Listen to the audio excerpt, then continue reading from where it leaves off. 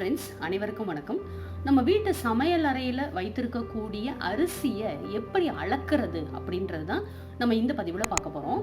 நம்ம வீட்டில் எல்லார் வீட்லேயும் இருக்கக்கூடியது இந்த படி, மரக்கா படி அப்படின்னு பல விதங்களில் நம்ம சொல்லுவோம். ஆனால் இது வந்துட்டு நம்ம அரிசியை அளக்கிறதுக்கு உண்டான ஒரு பொருள்.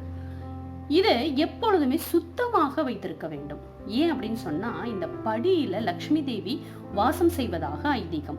அதனால இதை எப்பொழுதுமே தொடச்சி இந்த மாதிரி பளபளன்னு வச்சுக்கோங்க. அதே போல நம்ம தினமும் அரிசியை அளந்து எடுக்கும் பொழுது எப்படி அளக்கணும் அப்படின்னு பாத்தீங்கன்னா, இந்த மாதிரி அள்ளி குமுட்டா எடுக்கணும். இந்த மாதிரி நிறைய எடுக்கணும். ஒரு சில வீடுகளில் என்ன செய்வாங்க அப்படின்னு சொன்னால், அரிசி எவ்வளோ போடுறது அப்படின்னு கேட்ட உடனே தலை தட்டி எடு அப்படின்னு சொல்லுவாங்க. அந்த வார்த்தையை கூட நம்ம பயன்படுத்தக்கூடாது. ஏன்னா அது வீட்டில் இருக்கக்கூடிய ஆண்களுக்கு ஆகாது அப்படின்னு சொல்லுவாங்க. அதே போல் ஒரு சில பேர் இப்படி எடுத்துட்டு இப்படி என்ன செய்வாங்க, இப்படி தட்டுவாங்க. அதாவது அளவுக்காக. இது மாதிரி எடுக்கவே கூடாது. அது மிகவும் முக்கியமானது. அதே போல இந்த அரிசியை நம்ம எங்க சமையல் அறையில வைக்கணும் அப்படின்னு பாத்தீங்கன்னா, ஒரு சில பேர் ஸ்டோர் ரூம் வச்சிருப்பாங்க. அந்த காலத்துல எல்லாம் பாத்தீங்கன்னா, இந்த மல்லிகை பொருட்களை வைக்கிறதுக்குன்னே தனியா ஒரு ரூம் வச்சிருப்பாங்க. ஏன்னா அந்த வீட்டு குடும்பத்துல இருக்கக்கூடிய நபர்கள் அதிகமாக இருப்பாங்க. அதனால ஸ்டோர் ரூம்ல வருட ஜாமான்கள்லாம் வாங்கி வச்சிருப்பாங்க. அதாவது உப்பு, புளி, மிளகா அப்படின்றத நிறைய ட்ரம்மில் போட்டு வச்சுருப்பாங்க. அது மாதிரி வச்சுருக்கிறீங்க அப்படின்னு சொன்னால், ஒரு ஸ்டோர் ரூமில் நீங்கள் இதை வச்சுருக்கீங்க, அரிசியை வச்சுருக்கீங்க, இல்லை மூட்டையாக வச்சுருக்கீங்க அப்படின்னு சொன்னால், நீங்கள் எந்த இடத்துல வேணாலும் வச்சுக்கலாம். ஒரு சில பேர் ஷெல்ஃபில் வச்சுருப்பாங்க. இல்லை மூட்டையாக அரிசி வாங்குறீங்க அப்படின்னு சொன்னால், அந்த மூட்டையை ஒரு இடத்துல வச்சுருப்பாங்க. ஆனால் நீங்கள் சமையல் அறையிலேயே வச்சுருக்கீங்க. ஏன்னா இப்போ இருக்கக்கூடிய குடும்ப நபர்கள் பார்த்தீங்கன்னா 3-4 பேர் தான் ஒரு வீட்டில் இருக்காங்க. அப்போ என்ன பண்றோம், நம்மளுக்குன்னு தனியாக ஸ்டோர் ரூம்லாம் கிடையாது. நமக்கு இருக்கக்கூடிய இந்த மாதம் வாங்கக்கூடிய இந்த மளிகை பொருட்களை நம்ம கிச்சன்லயே ஸ்டோர் பண்ணி வச்சுக்கிறோம். சின்ன சின்ன டப்பாக்கள்ல போட்டு வச்சிருக்கிறோம். இந்த அரிசிக்குன்னு தனியா ட்ரம் வச்சு நம்ம வச்சுக்கிறோம். ஆனா இந்த அரிசி ட்ரம்மை நம்ம எங்க வைக்கணும் அப்படின்னு பாத்தீங்கன்னா, அடுப்புக்கு கீழே வைப்பது தான் சரியான ஒரு முறை. ஒரு சில பேர் ஷெல்ஃப்ல வச்சிருப்பாங்க. அதாவது நம்ம கையை உயர்த்தி எடுக்கிற மாதிரி வச்சிருப்பாங்க. அந்த மாதிரி எக்காரணம் கொண்டும் வைக்கக்கூடாது. ஏன்னா தானியங்கள் நிறைந்த அந்த டப்பாவை, அந்த வாளியை நம்ம கீழே வைக்கும் பொழுது ஒவ்வொரு நாளும் நம்ம தலை குனிந்து அந்த அரிசியை அளக்கிற மாதிரி ஒரு நிலைமை தான் இருக்க வேண்டும். அரிசியை வணங்கி நம்ம எடுப்பது போன்று நம்ம குனிந்து பவ்யமாக இந்த அரிசியை அளப்பதற்கு ஏதுவாக நம்ம என்ன செய்யணும் அப்படின்னு பாத்தீங்கன்னா, அரிசி ட்ரம்மை அடுப்புக்கு கீழே தான் வச்சிருக்கணும். அடுப்புக்கு மேல, அதாவது உயரத்திலேயோ அல்லது ஷெல்ஃப் மேலேயோ வைக்க கூடாது. அடுத்து பாத்தீங்கன்னா, இந்த அளக்கக்கூடிய படி எப்பொழுதுமே அரிசியில தான் இருக்கணும். ஒரு சில பேர் என்ன செஞ்சிருவாங்க, அரிசியை அளந்துட்டு இதை எடுத்து இப்படி தனியா வச்சிருவாங்க. அந்த மாதிரி வைக்கக்கூடாது. எப்பொழுதுமே இந்த அரிசி ட்ரம்ல தான் இந்த படியானது இருக்க வேண்டும். இன்னும் மிக முக்கியமாக என்ன பண்ணணும் அப்படின்னு பாத்தீங்கன்னா, ஒரு சில பேர் இப்படி மேலாக்க அப்படி வச்சிருப்பாங்க. அப்படியும் வைக்கக்கூடாது.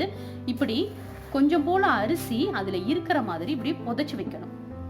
இப்படி மூழ்கிற மாதிரி வைக்கணும். அப்படியே இல்லை நான் நேராக தான் வைப்பேன் அப்படின்னா, ஒரு சில அரிசிகளை எடுத்து இதுக்குள்ளார போட்டுட்டு அதுக்கப்புறமா இந்த படியை அப்படியே மேலே வைங்க.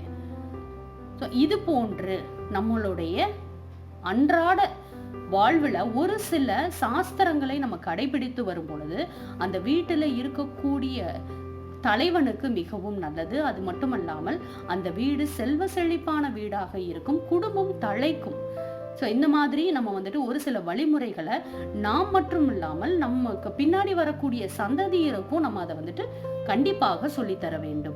அதே போல இந்த படியை நம்ம எப்பொழுதுமே என்ன செய்யணும் அப்படின்னு பார்த்தீங்கன்னா, ரொம்ப சுத்தமாக வச்சுக்கணும். நீங்கள் எந்தெந்த பொருட்கள் எல்லாத்துலேயும் படி வச்சிருக்கீங்களோ அது எல்லாத்தையுமே அப்படி மேலாக்க வைக்காம இப்படி கொஞ்சம் போல அந்த தானியத்தை உள்ளார போட்டு அதுக்கப்புறமா தான் அப்படி வைக்கணும். ஒரு சில பேர் பருப்புக்கு தனியாக வச்சிருப்பாங்க, உளுந்துக்கு தனியா வச்சிருப்பாங்க. நீங்க எதுக்கு வச்சிருந்தாலும் இந்த படி காலியாக இருக்கக்கூடாது. இப்படி தானியங்கள் நிறைந்து இருந்துச்சுன்னா அந்த வீட்டுல உணவு பஞ்சம் என்பதே வரவே வராது. அதே போல அரிசி வாங்குறீங்க அப்படின்னு சொன்னா, நம்ம கடைசி வரைக்கும் தொடச்சி எடுத்த பிறகு அதுக்கப்புறமா போய் அரிசி வாங்கக்கூடாது. கொஞ்சம் போல ஒரு 1 கிலோ இருக்குது அப்படின்ற நேரம் இருக்கும் பொழுதே நீங்க அடுத்தது போய் உங்களுக்கு தேவையான அரிசியை வாங்கிட்டு என்ன செய்யணும்னா, அந்த பாத்திரத்துல இருக்கக்கூடிய பழைய அரிசிய முதல்ல தனியா வெளியில எடுத்துருங்க.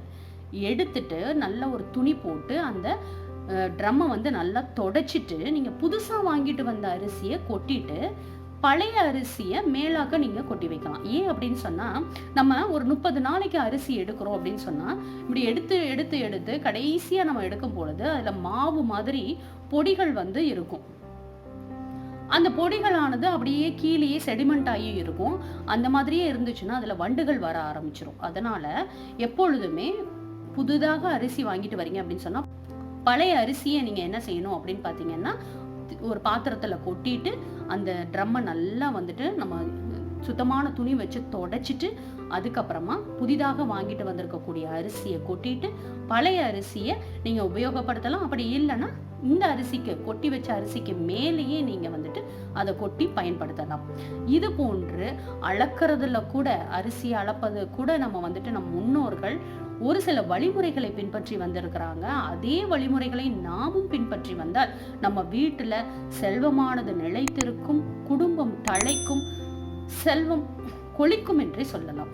அதனால இது போன்ற ஒரு சில சாஸ்திரங்களை பின்பற்றுங்கள், வாழ்வில் வளம் பெறுங்கள். மேலும் இது போன்ற தகவல் அறிய விறகடுப்பு சேனலை சப்ஸ்கிரைப் பண்ணுங்க, ஷேர் பண்ணுங்க, உங்களுடைய கருத்துக்களை எங்களுக்கு பதிவு பண்ணுங்க. நன்றி, வணக்கம்.